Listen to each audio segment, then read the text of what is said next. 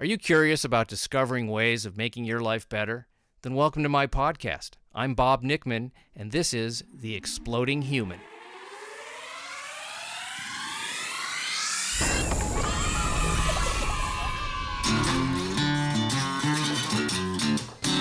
Listen in while I talk with all kinds of people in the fields of personal growth, health and healing, alternative therapies, psychology, spirituality, environment, and the future. I'm looking for those answers that make life better for everyone. You'll meet cutting-edge practitioners, doctors, artists, filmmakers, business people, and those who have overcome challenges. The brave, the curious, anyone who's out there helping us humans to explore, expand, and explode. Yeah, glad you're here listening to this. Today I'm talking to Amanda COWAN, who spent 9 years working in England in two fields, in social work and in drug treatment. And she talks to me all about the differences and similarities of what went on there in her 9 years helping people, and the challenges of working for a government system and the challenges of dealing with people with a long-standing poverty, drug addiction issues for generations. And so she is very, very straightforward, and I really enjoyed talking to her. So listen in. This is Amanda COWAN. You've been in England for how long? I mean, you're here now. I'm here now. I came back in January. I was there for 9 years. 9 years? Yeah. Okay. And that's where you got your degrees, or you got them? Okay, so you got them in, so you're dealing one-on-one therapy mostly, or are you dealing with group addiction and recovery homes? I mean, how is it different? I'll talk you through this from the beginning. Great. Because it changes. So my original degree was social work and sociology, my undergrad. So I did a social work placement in a homeless hostel. Okay, and where did you... That was in London. Oh, in London. Okay. Yeah, so all of this took place in London. And what school was this? This was at Royal Holloway, which is one of the University of London schools. Okay. I don't know anything about anything, right. But maybe somebody listening... Let's pretend I went to Oxford. Okay. Gives me more prestige. I'm not going to look it up either. Okay, good. Yeah, I went to Oxford then. Okay.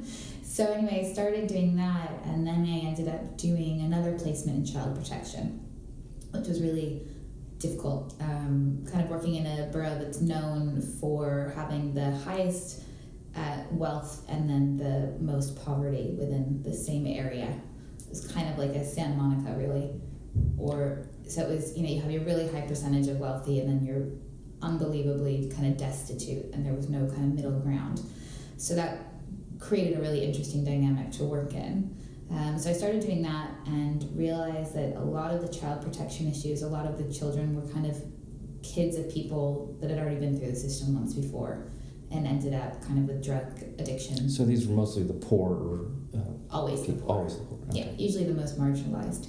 It's usually the more money you have, you can buy a better lawyer to talk you out of social services. Yeah. I have a really horrible story about somebody I know in Holmby Hills that left their kid, and the police came and they just kind of gave them a slap on the wrist, said, please don't do that again. Left their kid where? Left the kid in the house, and the alarm was tripped. And how old was this child? 5. And they went out for dinner, yeah. Left the kid on their own for a few hours, and the kid tripped the alarm accidentally.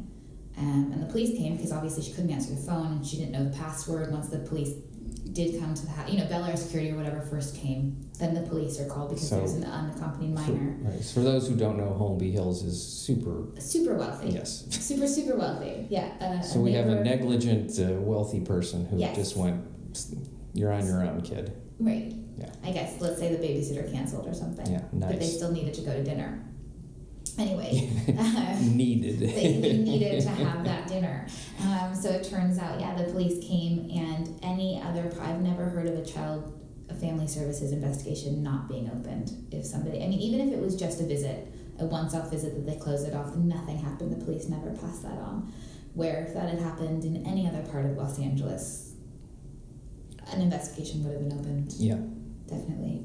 So So anyway, so it seemed like it was always the marginalized, and that's, we run into these issues, and I'm sure we'll talk about them again, is that people can't kind of navigate the system. It becomes really, really difficult, and it becomes this cycle, and it's really hard to get yourself out of if you don't know how to work the system. And that's a similarity that England and the United States have. Yeah. I think it's a little bit more difficult here. Really? Yeah. I feel like at least in the UK there's, it's changed, but there's a culpability because it's a national health service. You have a lot more kind of bodies that watch over things. You have a lot more advocacy. And not that necessarily that people know how to, again, use their voice, but there's at least kind of posters everywhere about if you do feel like you need more help, or if you feel like you want to talk to somebody a bit more in depth.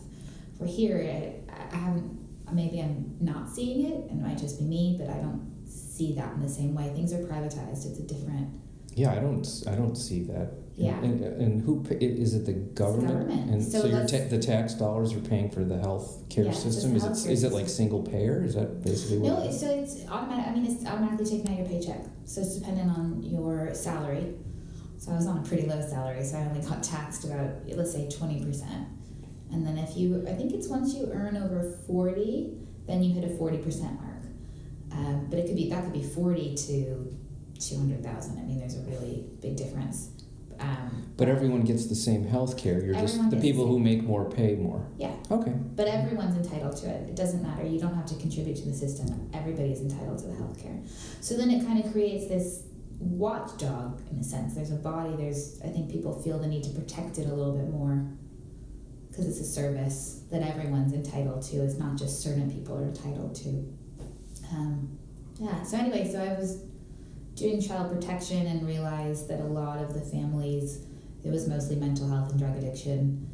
And so I kind of felt... Mm-hmm. So when you say child protection, that means you're making home visits, or you're the therapist that they bring? No, at the time it was social work. So I was working with families, essentially doing assessments if the kids could stay with a family or not.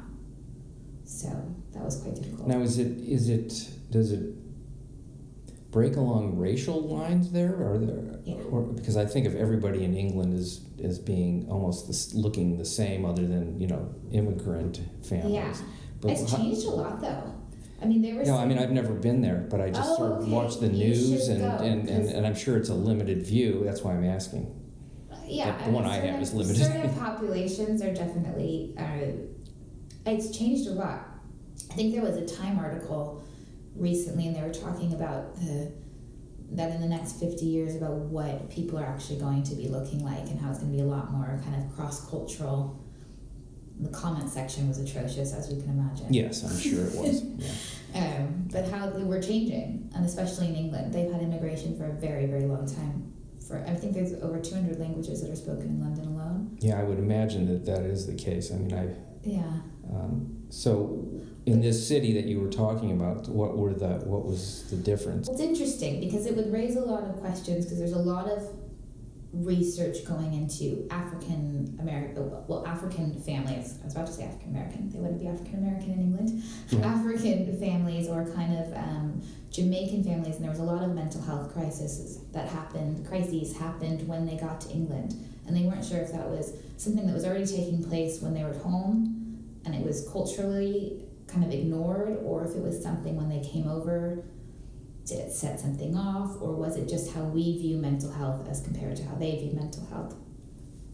There's also a lot of cultural differences as to how someone parents in one country is not necessarily acceptable once you arrive in the UK or once you arrive in America. So that sets up a lot of problems as well. England's a very, very interesting place in terms of social kind of inequality. They have a lot of welfare housing, so which predominantly would be white, kind of Anglo-Saxon or Irish backgrounds, kind of white Irish, white Scottish backgrounds, and that's changed a lot, and that's caused a lot of animosity, kind of within. They call them council housing. They're kind of big setups of low-income housing. I would say that a majority of the clients came, I would say over 90% of them came from a low-income background. So, that's, or Irish travelers, and then that became a really hard kind of demographic to get involved with, because again, what's normal in someone else's kind of culture, it's normal to not go to school past the age of 11. It's normal for women to have these kind of certain roles. That's not acceptable once you're in a city. So it causes a lot of issues. And then... When you say travelers, you're talking about the... Like gypsies. Yeah. Yeah. What's an interesting group of people? That's worth a whole I was going to spend hours discussion. discussing. I don't know. I mean, we had a specialist social worker that came from an Irish background because nobody could kind of go into those communities. Yeah. So you're talking about almost like projects that we would call them here. Yeah. Yeah. And so you were dealing mostly with people that were neglecting their children, alcohol abuse. A lot of sexual abuse. Sexual abuse, okay. Like endemic, kind of. But again, it's kind of what you know. These people have already been through the system and not necessarily gotten the help that they needed. So it's perpetuated. It's just perpetuated, yeah. It's cyclical. I didn't feel like I was really getting anything done when you go in and you remove a child. And then that's what you were asking about culturally, is it also became a really big issue at the time, because they were kind of saying they wanted to always match children with the same identity. So if it was a white child that was removed, they would only want to adopt it to a white family. And if it was a black child that was removed, they wanted to do the same. It just got to the point of ridiculous. Because it would be somebody would be 1/8 from Papua New Guinea, and it was like, we have to match that because culturally. And so then you have a whole list of children that are never going to be adopted because you can't match their specific cultural needs. It's an odd way to look at it. Just that. What about kindness and compassion and things that are actually more important? I guess that must have been talked about a little bit. But were the people that were, so they remove a child from the home and they immediately put them up for adoption, or do they go to foster care? Usually. Do they get paid, the foster parents, like here? Significant amounts of money. So that caused a big problem as well. Right. So there's a financial incentive for people to. Not necessarily a compassion incentive, but no, a financial. There's definitely a financial incentive. They were supposedly vetted. I don't know that they were. You hear pretty horrible stories about foster care. So this sounds like it mirrors, depressing. Yeah, I know. It became very, very hard. It mirrors a lot of the stuff here. I don't think, I think unfortunately that's kind of around the world, adoption. And there's no financial incentive to adopt a child. The money is done as soon as you adopt a child. So I always found it really interesting that I don't know why they continued to keep children in foster care. You had to jump through a lot of hoops. I would have never been able to pass one of the home assessments for adoption. I don't know many people that could. Why is that? I mean, I'm not a parent, so I don't know, but the questions that were asked that I've never seen any of my friends that have kids, or how my parents parented me, it's like things that you just... Would they adopt to single parents or only... No, that was very, very difficult. Because here you can do that. Yeah, gay adoption was a hard one to kind of get through. So it had to be man, woman, married couple. Volvo. Yeah. Dog. Yeah. Yeah, which was a shame. So they wanted a certain income level. They wanted... wanted one parent at home, wanted, kind of psychological check, which I understand. Somebody should be vetted that way.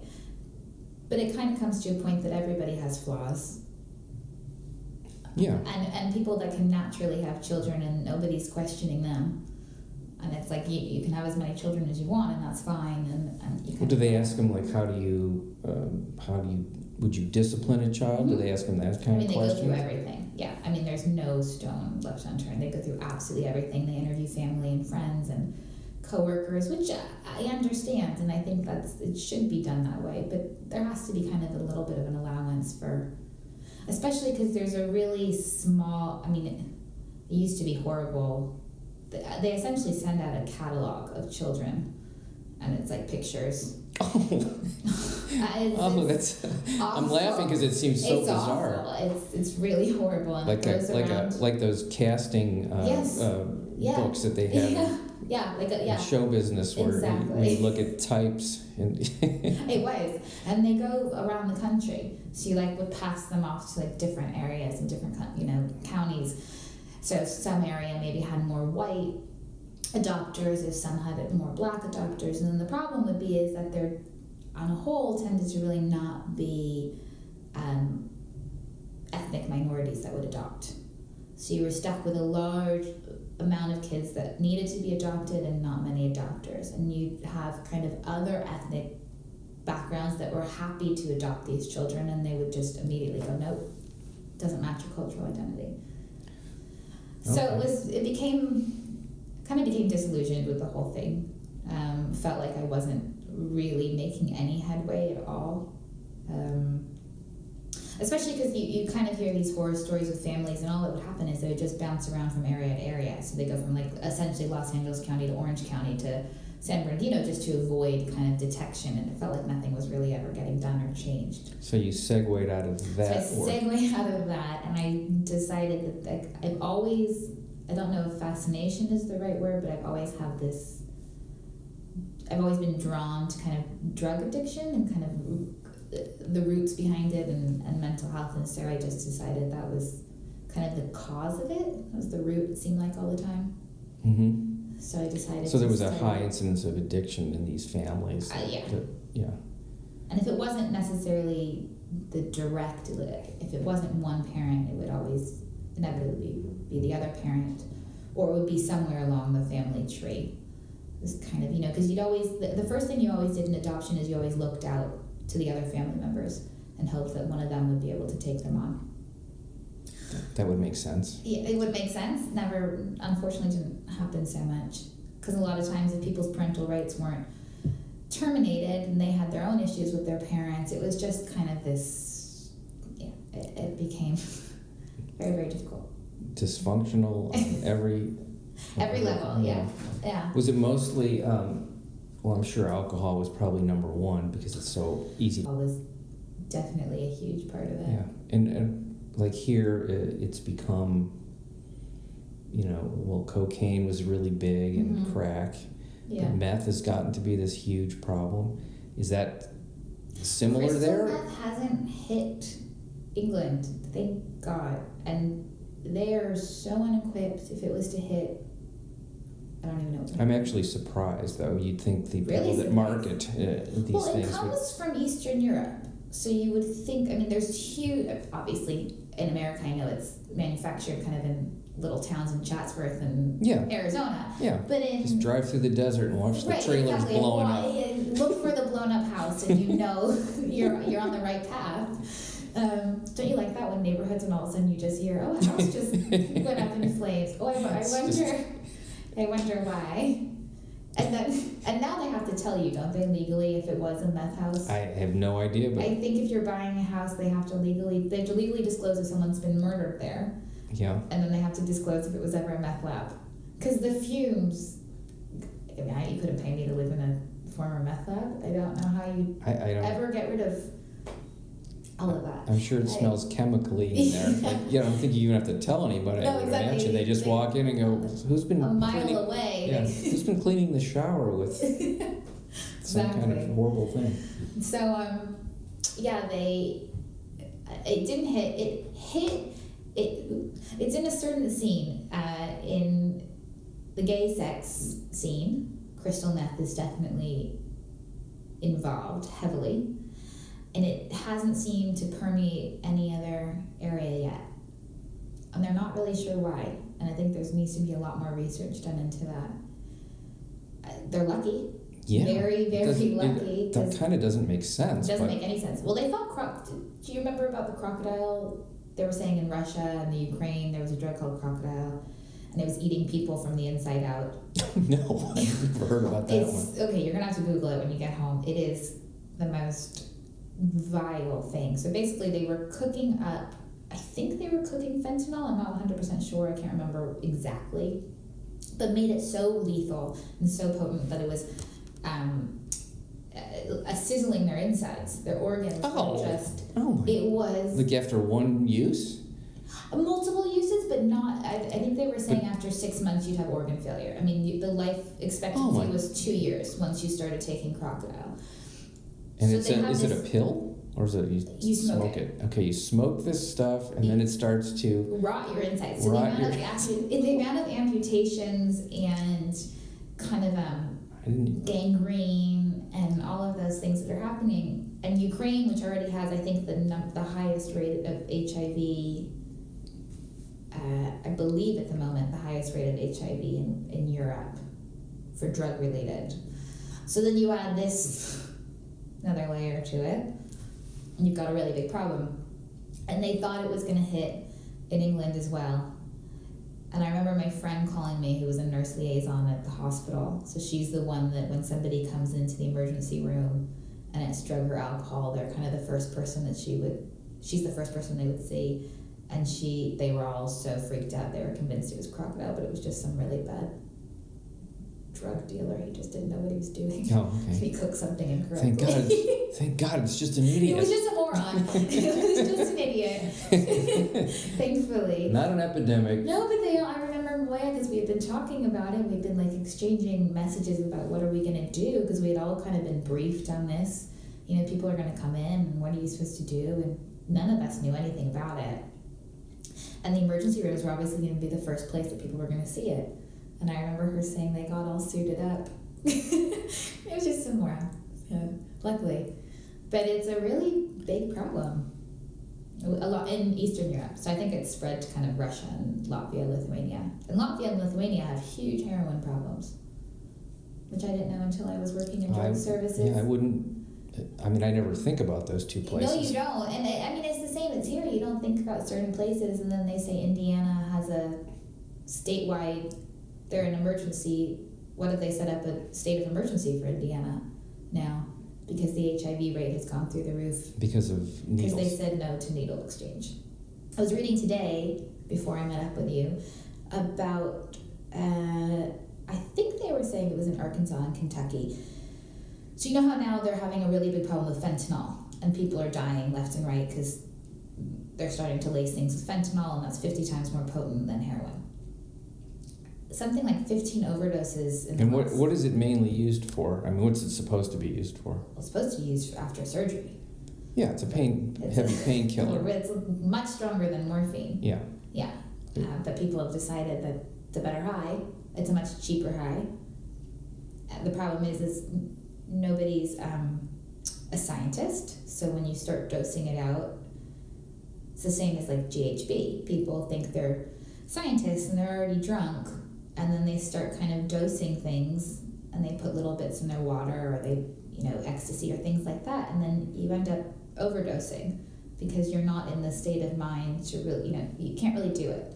So anyway, so they were saying that the fentanyl is starting to really kind of kill people, but now there's another one, and I probably have the name incorrectly, but it was like fentanyl, and it was the veterinary supply, 100 times more potent than heroin. Now the police are carrying around naloxone, which is the spray that reverses an opiate overdose, because if it was to even touch their hand the size of a snowflake, that someone could overdose on it. Oh, so it's to protect the police themselves, not to pull somebody. Oh, no. Why would we give naloxone to other people? Yeah. No, of course, no. Why would we give them that? Well, that was, okay, so when I left England, that was the next big debate. What everybody was starting to do is, in the drug services, we were about to start rolling out giving everyone naloxone, which I am a big proponent of. I think everyone should carry. And how is it? So it reverses. What form is it in? The shot. So it's a tiny little hypodermic needle, and you put it where? Where would you inject it? I think I didn't do the training on it yet, so I'm not sure. You caught me, but they just inject it somewhere. Let's pretend it's like a Pulp Fiction scene. Yeah. So they inject it in the heart really heavily. Yeah. And then it reverses. And who would carry this? The police and who else? So it was already, the police and the firefighters were already carrying it. What was going to start happening is we were going to be giving it to clients who were involved in drug services. So anybody that identified as having a heroin addiction, we were going to start giving it to them. Wow, we are some advanced druggies as a species. It's really being pushed far. Yeah. Oh yeah. We could bring anybody back. Really. Wow. Yeah. It's just chemical everywhere. Well, but also when you kind of look at the companies the pharmaceuticals are involved in, you look at like the other kind of shell corporations that are with them in some regard, and it's always the one medication to make you sick, and then they seem to always have a connection to the medication that's going to make you better. Whatever it is, there seems to always be a connection within those companies of, if there's a side effect, really nasty side effect for the drug you're taking, bizarrely they also manufacture the drug that's going to counteract that side effect. Yeah. Fascinating. So wow, they really are magical. They are magical. I know. I remember once going to the gastroenterologist, and I was on this medication that cost thousands of dollars to get a prescription for, and he just, well, it wasn't him. It was the assistant. She's long gone now, so I can say it, but she just opened the cupboard because the reps had been there, and I'm not kidding when I say she gave me 4 Ralph's bags full of the samples. Supermarket bags. Supermarket bags. Those brown paper bags. Filled them up. That you put lettuce and apples. Instead, I had drugs for ulcerative colitis, which was, yeah. So I mean, it's crazy. Free. Yeah. To get you needing them. Or just because they were so plentiful. She liked you. She liked me. Yeah, she liked me. I think she also realized the ridiculousness of it, because I remember calling the office and going, like, it's really nice you prescribed this drug, but insurance doesn't cover it, and I'm not paying $1,000 for a drug. It's like I had to get an acne cream the other day, and the vitamin, what is it? I can't remember. It's vitamin A, essentially. And the dermatologist told me I had to go to Walgreens because he had some Walgreens, you probably don't have to edit this so we don't get sued by Walgreens. There's some like Walgreens special card that like activated a discount. What do you mean? Isn't it just that the price of a prescription should be a price of a prescription? Anyway, the medication was $600 for a cream to put on pimples. And then, but when I got this Walgreens activation card, it was $30 with my insurance.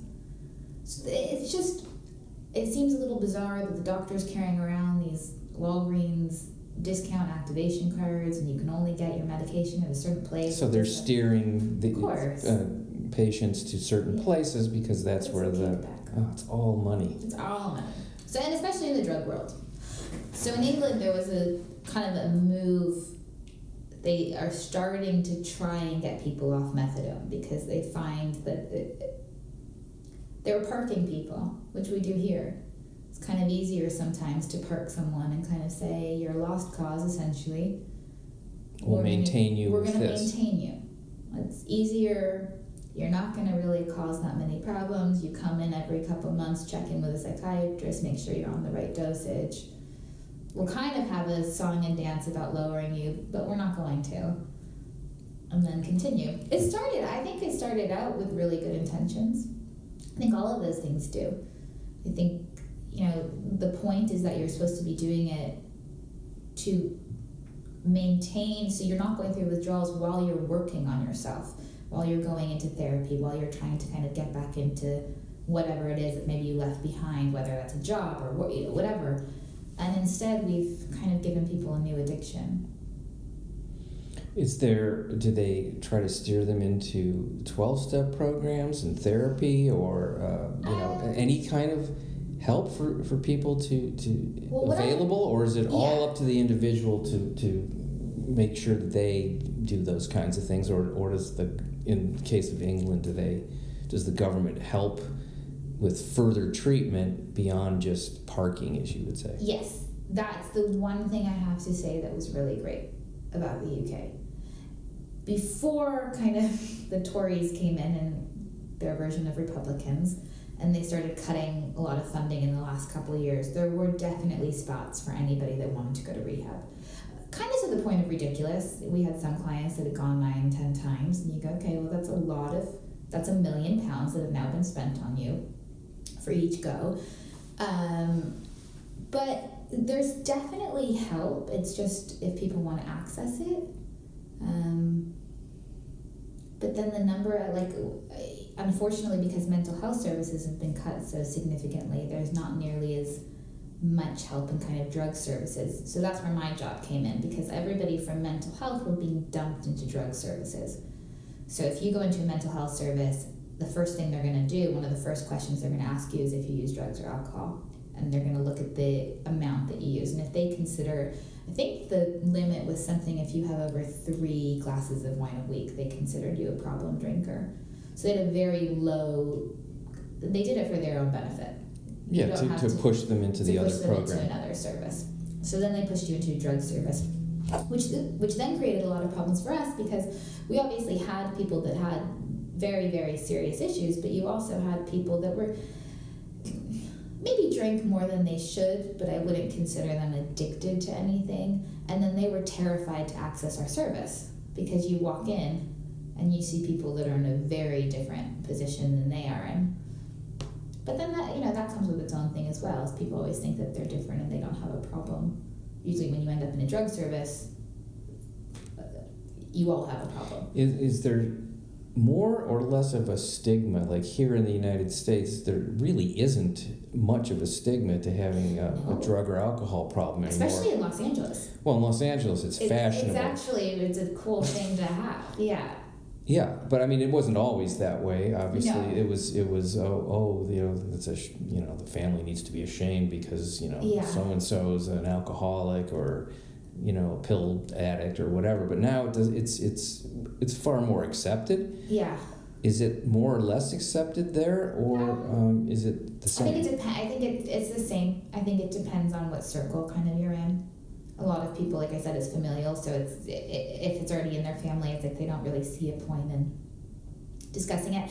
The biggest problem were kind of Asian families, and there was a huge stigma because you're not supposed to drink in certain, I'm talking about, kind of more Muslim Asian cultures, and you're not supposed to drink in those societies, and suddenly you come to England and you start maybe interacting with people that you hadn't interacted with before, and drinking becomes a substantial problem. And if you access a drug service, that's really not seen as a good thing. Where were you? Yeah. I mean, I remember having one woman, she was Indian. She was in her 70s, and we were trying to measure out how much she was drinking every day. She didn't speak a word of English, and so, you're getting the translator in, and she was drinking like a liter of vodka a day. She didn't think she had a problem, but obviously her family was, her immediate family was tremendously worried, but it was the whole thing of nobody was allowed to know in that community. It was really secretive. It was almost like under the cloak, like she had to come in for really early appointments or really late appointments, because God forbid somebody would see her. Somebody would see her. She would run into somebody. And how is she doing? How did that go? That didn't fare very well. No, she's still drinking? She's drinking, yeah, unfortunately. Yeah, we put her on, I think my biggest concern was she was going on a plane to India, and I was trying to explain to her, people can't wrap their head around the fact that when you're a problem drinker, you need to continue drinking. You can't just stop cold turkey, because that's how you'll kill yourself. So when you try and explain to somebody that wants it to be done, and I get that, you all of a sudden hit some wall and you say, I'm done, I don't want to be addicted to anything anymore, I'm going to stop drinking, and then you accidentally kill yourself because you stopped drinking. So we were talking about how when she was on the plane that she was going to have to drink, but trying to kind of explain controlled drinking to her, and that didn't go down too well. Controlled drinking is a very hard concept for people to wrap their head around. Well, especially once you've had one or two, and then you want to keep going. Yeah, because of course. it's Yeah. If you're already one of those people that's there. I get it. I get it. But it was kind of explained. Seems like you need to do that in a hospital.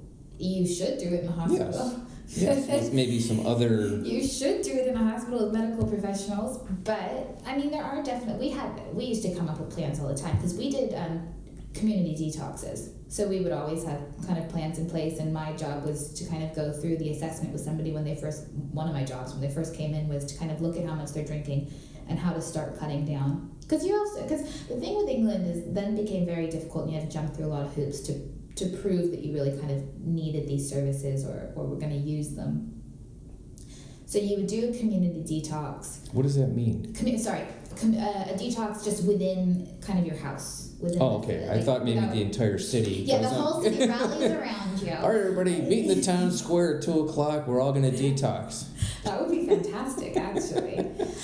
Yeah, it would be. They would give them Librium, and they'd give them kind of a lot of anti-anxiety medications, and say, so you had to stop drinking a little bit to kind of prove that you did want to do this, and then you'd come in. I'd say about 50% of people suddenly got cold feet and didn't come in, but you'd come in and we'd have a nurse, and they saw the psychiatrist originally, and then you'd have a nurse specialist, and you'd spend the first day there from like 10 o'clock to 5 o'clock, and they'd check on you and make sure you're okay, and then somebody else would drive you home, and then you kind of finished up the next 4 days on your own in your house. So when you were taken home, you weren't supposed to drink No. for the rest of that day? So that's it. Now we've got alcohol out of your system. Now we've put this medication. If you drink, that's just as toxic as if you were to stop drinking before. So you have to be very careful who you give these detoxes to. And that's the problem with hospital detoxes, is people, they go through so many, and it's really hard on your body to do that, to be on those medications and to go through hospital detoxes. So they're not a big fan of that. They kind of try, and we'd get people all the time that were told that they were turned down. They'd give them kind of enough medication to last them a few hours to get them back out to go have a drink. But the amount of times, I'd have a phone call from somebody, saying that they had stopped, and you'd go, no, please.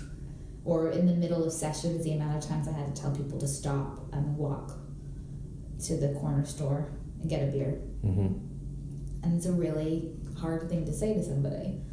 But alcohol is the one you can die from that. And I don't think there's a lot of education around that. So now you're back in the United States, and you're still doing a very similar thing. Yeah, I'm taking a little bit of a sabbatical at the moment.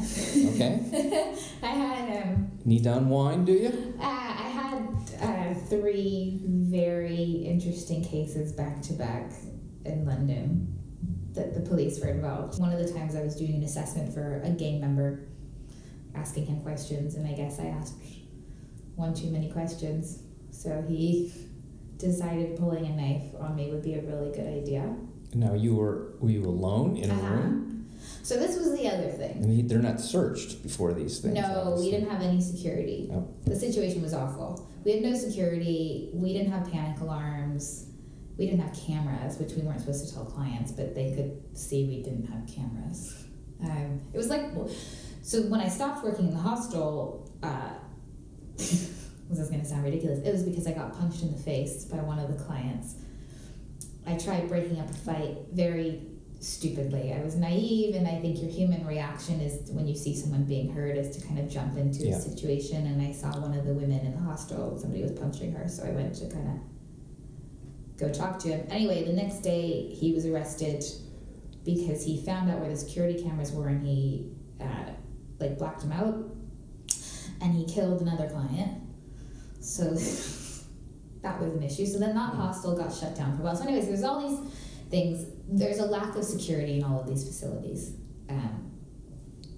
clearly. Yeah. So this that guy doesn't came- seem like it would be like that here. No, I think Here it seems like the we're- library had, I think, a metal detector. Yeah, I feel like there's cameras everywhere in the world now. Yeah. But what's so weird is England, which is kind of the CCTV capital of the world, and yet when it comes to kind of social services and those things, and I think it's indicative of how people think of those populations. It's not worth watching. It's just not worth protecting. Yeah. That's how I kind of walked away from it, and maybe that was a really cynical view, but it kind of felt like... Well, it's certainly the evidence would indicate that. I'm not sure if there's another way to look at it other than what you just said. We would say all the time, and they would kind of say, well, there's no money for a camera and there's no money for this. And so anyway, the police took forever to come, and they didn't really care because they knew who it was. So the gang member pulled a knife on you, and you said, "Hi." This wasn't supposed to happen. I was so charming. I couldn't understand why he would do that. Yeah. Yeah. So I tried batting my eyelashes. No, it didn't. None of it worked. Did he put it away eventually? Obviously, because you're here. Yeah. I'm alive. No, it was fine. I was actually very dumb, and I probably am naive. I like people too much, and I assume everyone's good, and so I never read people's case files before I met them because I never wanted to have an opinion beforehand. I probably should have read his. There was a history of violence behavior towards women. But then that creates a whole other issue about, kind of protection within the workplace of, somebody would request a female worker and that would never ring alarm bells to other people. You'd go, well, that's usually an iffy kind of thing. If somebody requests a female worker, they need to kind of explain why, not just because they want to. And then it usually was because there was a history of violence against women. And suddenly you have a really captive audience. So it was probably my own fault. You should always be closest to the door, and I wasn't closest to the door. So that wasn't good. So that was situation number 1. But it didn't stop. I still went back to work. I was fine. I was like, okay, this is gonna be fine. I'm just gonna start wearing, the thing was we had like those necklace panic alarms. Mm-hmm. But when you have a facility that has like 100 people in it, no one can hear anything. It's always loud. People are always screaming. Oh, so the alarm would be sounded on your body, not some central place where there's a security guard who can come running to the location. The interesting part was eventually they decided that the psychiatrist could have a security in her room, but nobody else did. And so it was like a security button, and if she pressed it, then it would sound in the whole thing. But the rest of us, the minion drug workers, were, because people tended to get more upset in the psychiatrist's office because she's the one that's going to say, no, we're cutting off your Valium, and then you could always guarantee the police were called. You could cut someone's methadone off the second you said we're cutting your Ativan or Valium or Xanax script. All hell would break loose. Those drugs are really, really nasty. Yeah. People have, So I can see why you left. Yeah. But in terms of, I know I'm kind of going off in different directions, but in terms of withdrawal symptoms with benzos, people years later still have funny twitches, and there's kind of still little things that affect them that don't affect them with other drugs. We love prescribing benzos here. At least in England, it was kind of, they would stop at 14 days, no matter what. It's like you could not get So you're saying that particular drug has more long-term effects, side effects than others. Yeah, and I think people do crazier things to get it. The thing is the people that tend to use it aren't the ones on the street. So it's kind of a different class of people. Definitely illicit heroin use, if you're coming down, then people would want benzos, but on the whole, it's usually kind of 9 to 5 workers that get hooked on benzos. And that creates a whole problem. Anyway, and then I had 3 stalkers, so that was fun. 3 stalkers? Stalkers, yeah. Were they working together? No, they weren't. You were so wonderful. I got 3 after That's you. The thing. It sounds so far-fetched and ridiculous. It's par for the course. I think when you're a therapist and you're nice to people, and people kind of become enamored, they mistake that, unfortunately. So, yes. So there's 3. So you fled the country because of stalkers? No, not at all. No, okay. Not at all. I continued working. I thought it was really funny. I'm not funny. One guy thought I had given him my own personal number, but it was my work number. So one day I came in and my boss said, you have to go look at the work phone, and the messages were, pages kind of messages, and then this would continue to happen over the course of a couple of months. And then he was asked to leave the service. And then he'd keep coming back and he'd be around. And then there was another guy who was sober, and then he got high and he called and he said really inappropriate things on the phone, and then kind of was asked to leave the service. And then the same thing would kind of come around. And then the creepiest one was, I didn't realize at all, it was another client went to their worker and said somebody's been talking about her, and kind of notices what outfit she wears, or if she wears her hair differently, or if she's dyed it, or she's done whatever. And then one day I was going home and he was at the train station at my house, and then it would be like I'd be at work and he'd be at the train station, and he'd kind of, one time like I was getting lunch and he, you know, and you don't even feel that someone's behind you and somehow they're directly behind you. So that was the only one that I thought was a little bit creepy. The other two I thought I almost was flattered. So they didn't. Which is so ridiculous. Showing up at your home? No, my the train station near But my he house. had figured out enough. He obviously figured out your route. My route, yeah, far enough. Well, see, that would get me to leave a country. But that's not why you left. That's not why I left. Okay. No, it's exciting. Well, yeah, I guess. I mean, he was harmless. But you probably feel that you've helped some of these people, or you wouldn't continue to do it. I hope so. You've had some. I'm sure you've had some successes. We've had a couple really good successes. Yeah. I measure success a little bit differently, though. I think. Tell me what. Okay. Tell me how you would do that, as opposed to somebody else. To me, it would be. Are you talking about getting somebody, like, I don't think getting somebody sober is where you call that a big success story. I think for a lot of people, if you can say you suddenly get, like, if I could get people into groups 3 times a week, to me that was successful, because it was kind of saying that, one, they were interested enough and they wanted to come in, but it would be 3 hours a week that they weren't using drugs, or 6 hours, because it was actually a 2-hour course each time. So if it was a little bit of time out of their day that they would stop using or do something productive or be able to talk to other people, then I found that a really big success. But that's where I'm different than the government, because obviously that's not a tick box. I think if you can get somebody that's injecting to start smoking instead, which is kind of the hardest thing to do, to get somebody injecting. Obviously, to get them sober would be a huge success, but if you can get them to something that's not as dangerous, so if you can get an injecting heroin user that, let's say, injects in their groin or their neck, which are the 2 most dangerous areas to inject, if you can get them to stop doing that.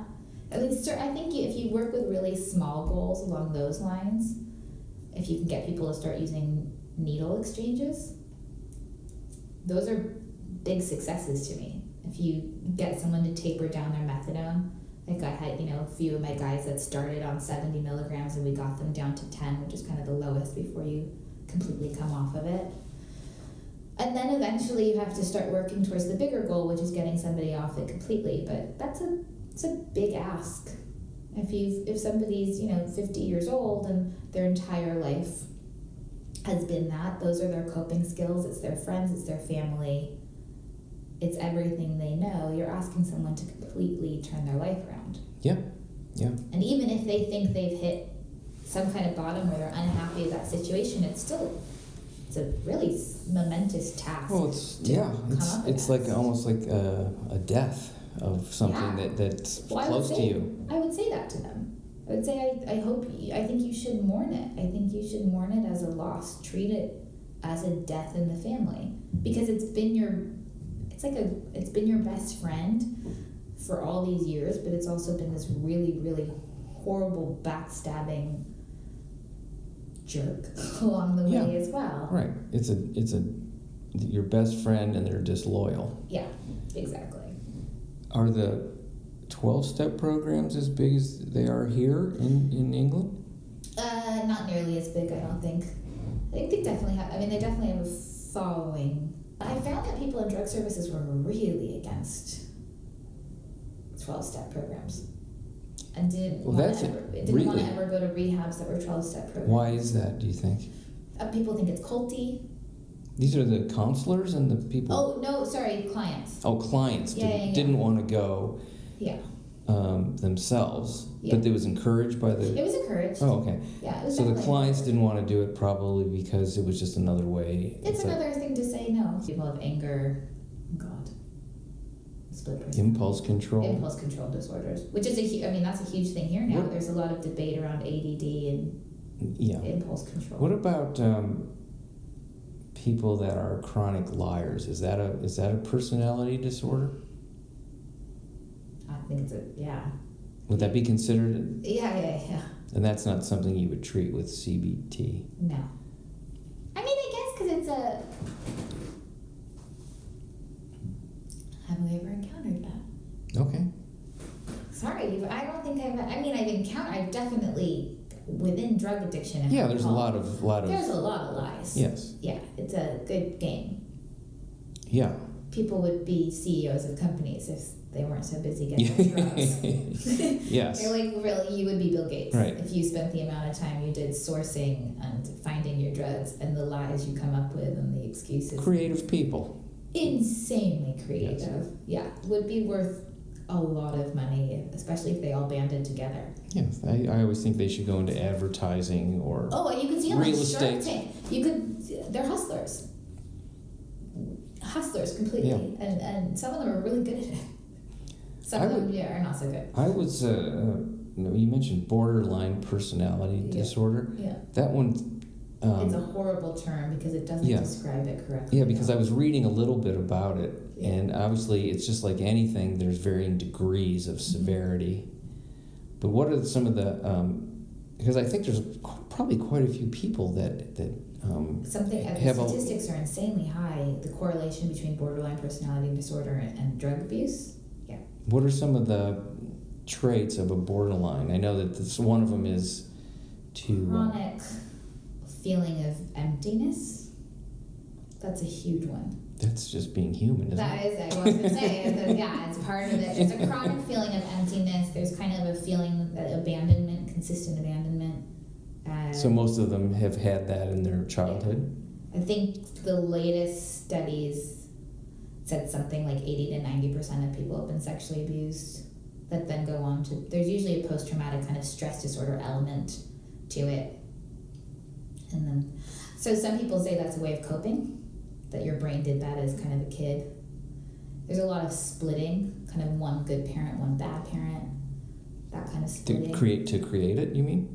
Or It's just part of the disorder. A lot of the biggest thing is usually an inability to see a gray area. Everything is black and white.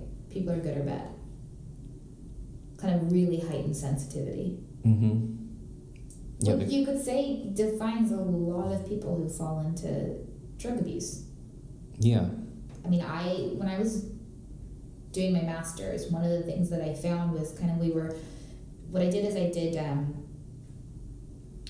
sorry, I can't think of the word, pictures, and people were supposed to identify emotions, and that was to see, and they would consistently see disappointment. It didn't matter, like a vignette, sorry. So it'd be like an actor's, picture, and then you'd show them a video, and you'd ask them to describe the emotion, and it didn't matter what it was, they would always see disappointment, which I found really fascinating. Wow. So how do you deal with that? And then Isn't there something where they also create a reality to fit their own narrative Yeah. of what they want something to be? yeah. So it's Well, because it's an easy way to excuse things. If you truly believe that, then that's a way to kind of go about your business and excuse and justify why you right. have certain behaviors. So there was that. People's perceptions are always quite interesting. But when you look at everybody, that even people that we consider that don't have problems, it's all around how you were brought up and your perceptions of things. It's amazing how we all see the same thing slightly differently. And I always felt like with the people that I worked with and the people that I interviewed was that they always had a heightened sensitivity. They couldn't, for some reason, it was like an inability to cope with the outside world. They just didn't.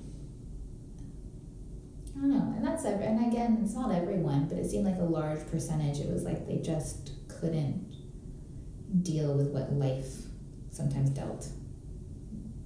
I understand that, because there's days I absolutely feel that way, and I'm not somebody that would be diagnosed as that, but there's some days I just, this is just too much. Yeah. And nothing's happened. It's just I can't do it. Yeah. Yeah.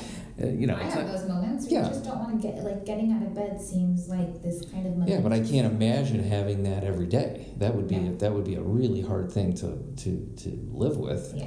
To think every single day is just too much. Mm-hmm. You know, but well, and it explains a lot of it. Yeah, it explains, you know, where people when they're homeless, and I think, well, I don't know that I wouldn't be using drugs either. Oh, absolutely, you would. would. If I was on Skid Row, pretty certain I would be high as a kite every day. Yeah. Because just having to deal with the shit that life throws at you and kind of this stuff that goes on. I always say it's hard enough when it's going well. Yeah. And then when it's not, it's you know, it's super difficult. You know. So what are you doing now? I know you're on a sabbatical. I'm on a sabbatical. What is your next move? Eventually, I want to do policy. Going to do think tank work. So we'll see where that leads. Around drugs and alcohol? Yeah, I feel like a lot of people in policy making tend to have never actually worked in the field, worked in a frontline service, or ever had their own problems. So it's very easy. You know, the same as what the education that I have actually means nothing. When I started doing that work, it all went right out the window. I studied a lot, and it meant nothing. Right. The actual hands-on work is what has taught you more than any of the preparation by 100,000 times. Yeah.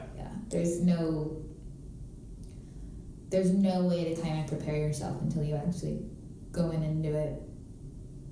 Well, you hear that in almost every field. Every field. And what made you pick England of all places? You have a person there that you were... No, I got sent away to school. Got sent away to Utah when I was 17. Okay, I know what that means. Yeah. So exactly. A school you couldn't leave? A school I could not leave. Yeah. I was having a hard time completing high school in Los Angeles. Mm-hmm. So yes, one of those, you know, they pick you up in the middle of the night and you find yourself in the middle of the desert. Mm-hmm. One of those. Two big men in a car? Yeah. You think they really need to stop doing that. Because everything that you're taught growing up is that if someone kidnaps you, that's how it's going to happen. And suddenly, suddenly that has happened. And that's not... Well, were your parents there when they came? No, that's not supposed to be traumatic. Yeah, but your parents didn't say we're shipping you out? Because they have to sign it off because you're underage. Know you're going to leave. If somebody had told me the two men were coming to me in the middle of the night, I would have, like, sayonara. I just sort of pictured they come into your house, your parents let them in, and they... Oh, yeah, you're sleeping. Yeah, and they grab you, and your parents are there. Oh, they're there. Yeah, I mean, they're there, but you still are a little bit confused. I mean, are they selling me? Like, what? What are they possibly going to do? Why are they didn't tell you where you were going? They must have said, you've got some issues and you're off the rails. I'm sure they did. You don't but remember. At that stage, I was 17 and probably high when they came to pick me up, so I don't remember at all. But look how far you've come. Look how far, yeah. So that's what happened, and then I went and got sent away, and then I just decided LA, as you know, living here, LA has changed tremendously in the last, so I was away since I was 18, so 12 years. When I was growing up, it was just not that, and I went to the private schools kind of around, and I just didn't, I don't know, I never felt like LA was home. It was always kind of I had no interest in acting or writing, any of that kind of stuff, and it always felt like that's kind of what LA was, especially around the people that I knew. And now LA has changed significantly, and there's a huge art scene, and there's so much going on, and there's restaurants, and there's a gazillion things, which I probably could have found that 10 years ago, but I wasn't looking. Yeah. So anyway, so I went to school in Utah, and then I came back, and then I went backpacking through Europe for 7 months, and then I fell in love with Ireland, and I lived in Ireland and I was dating a heroin addict. So the lockdown in Utah didn't completely take. No, my mom likes to call him my first social work case. Oh, okay. It was like some weird unwitting. I didn't realize he was. I was very, very naive. So you weren't using after Utah? I was. Okay. But pills, and so I thought I didn't have a problem because, you know. Right, I understand that. Yeah, It's doctor prescribed. It's a typical, even if you're buying them on the street, there's Yeah. no longer a doctor's prescription. Right, but look at it. They have a beautiful coating with a stamp on it. Well, and How bad could that be for you? It started over the counter, because in Ireland and England you can buy codeine over the counter. Really? Yeah, so you're supposed to take 2.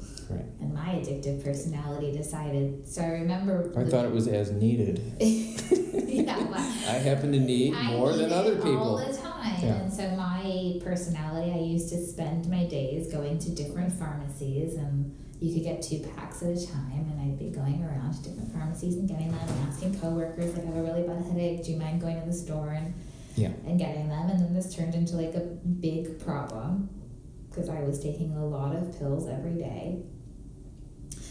And then I came home and I realized, like, when I didn't have my massive packs of codeine and I didn't have all these things, that I was going to different drugs or stealing Vicodin, and kind of I thought, oh, this isn't going to plan.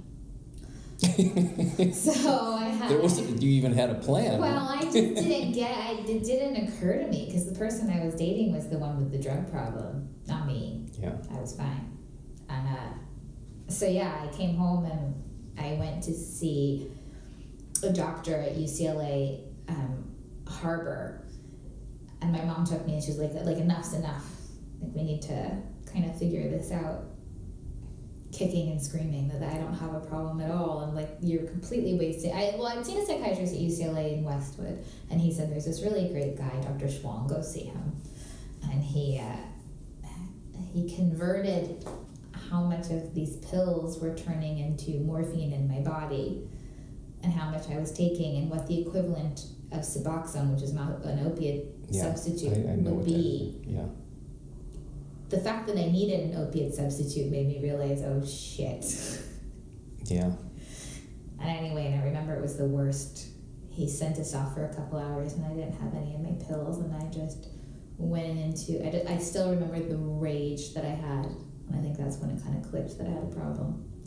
So then I did that, and then I went back to England with my Suboxone, and my mom would send it to me illegally. A nice mom. I had put her through the ringer. Yeah. Really put her through the ringer. But I mean, now I think she still worries. I think every parent worries, even if their kid doesn't get into trouble. But if their kid gets into trouble. So you used your difficulties, and now you've become somebody that helps other people with the similar.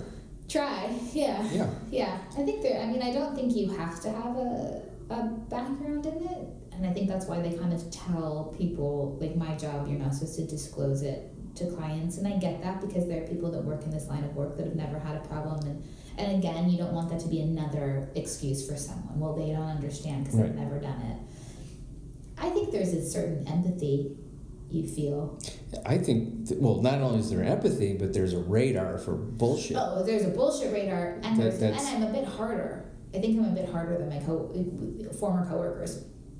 I'm the first person to kind of call bullshit.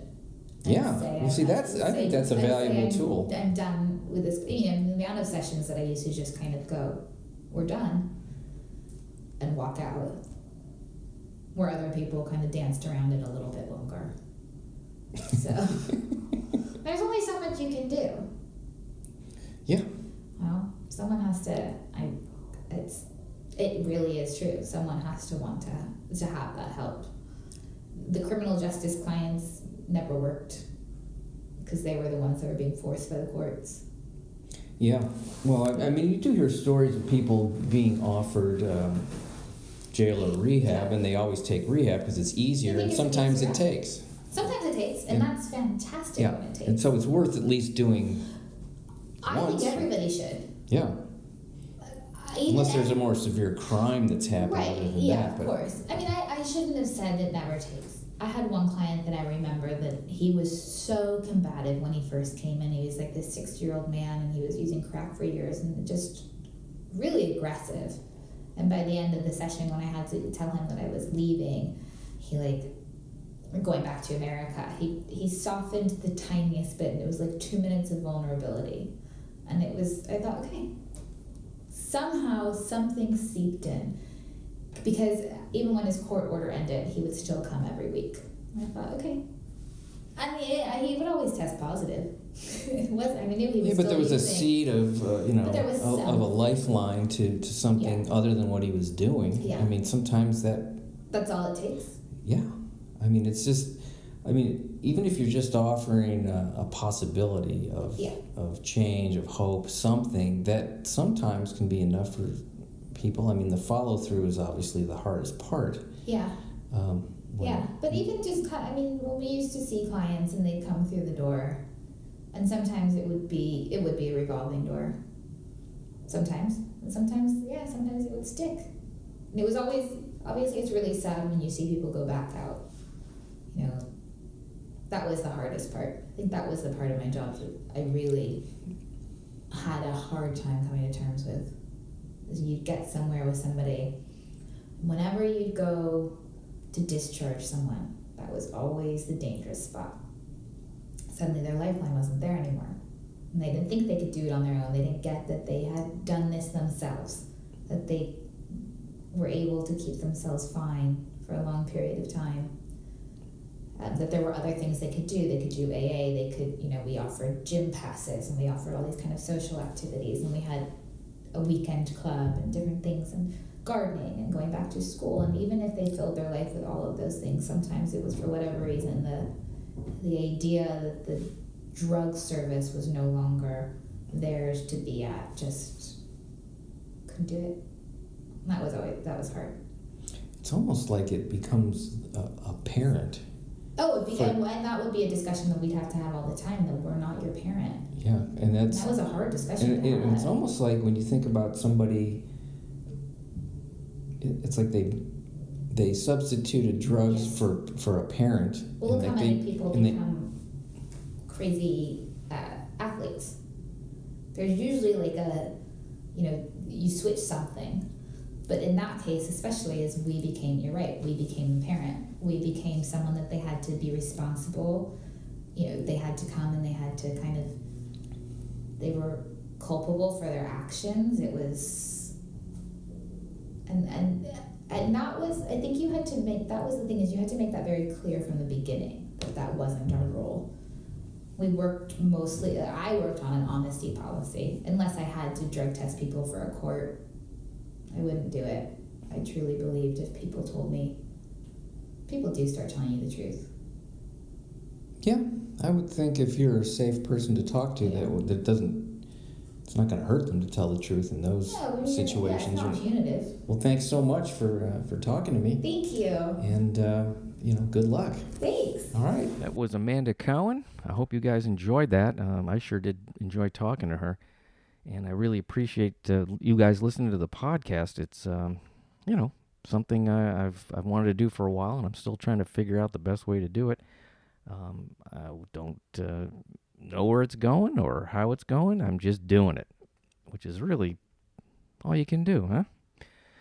So stay tuned. I don't know what I got coming up next. I haven't figured that one out yet. But please come back and listen to the show. Thank you so much. Bye.